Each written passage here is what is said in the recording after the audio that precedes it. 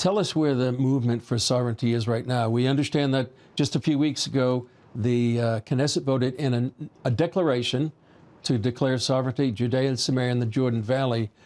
So where is it now? Sure. So it's about time, because every Israeli living in Judea and Samaria should have the same rights and abilities as Israelis living in pre-67 Israel, in the sense that my prime minister should not be the military, it should be Netanyahu. I should have the same services and capabilities and security, etc.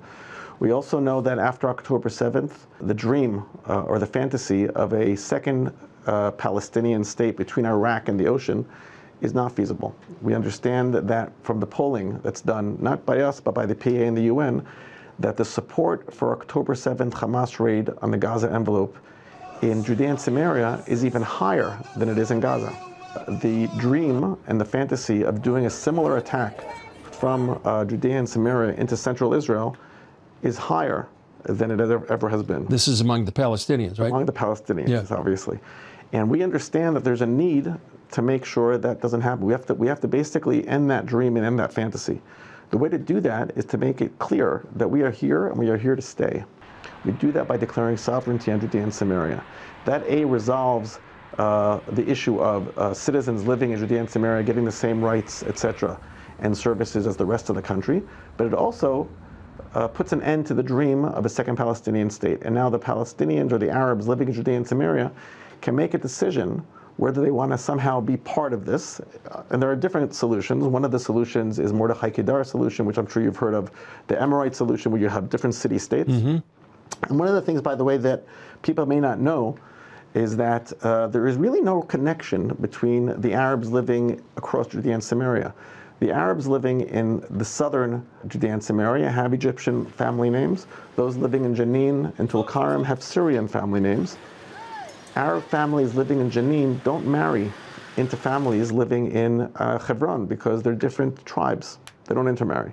And that's why you'll see the sheikh from Hebron came forward and said, I want to have a city-state. I will not be part of the PA. We will have zero tolerance for terror. I want my people to be able, in my city, to be able to work in Israel. We'll have zero tolerance. We will change our educational system. We don't believe in the corrupt Palestinian Authority. And these were secret conversations happening over 6 months already. And now they've come out. There's another sheikh in Jericho that wants to do the same thing. And again, I'm not sure what that solution will be in the end. But first of all, our Knesset has to make a decision that the declaration of sovereignty now becomes actual law. And then we'll have various committees within the Knesset deciding, how do we roll that out? Do we roll that out sovereignty on the entire Judea and Samaria? Do we include just the Jewish settlements and areas, or do we also include the Arab areas? Or how do we engage with that, and how do we move that forward? We don't want to rule 1.5 million or 1.2 million Arabs that live today in Judea and Samaria. We want them to have self-governance, but an understanding that it's a civilian government and not a national government, and they have to accept that.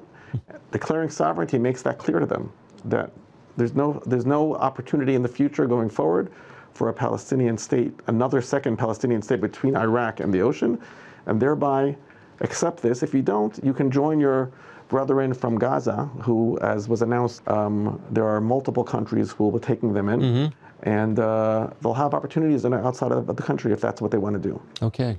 Oren Seliger, thanks for joining us. Thanks for bringing us up to date on sovereignty. Excellent. It was a pleasure. Thank you for having me.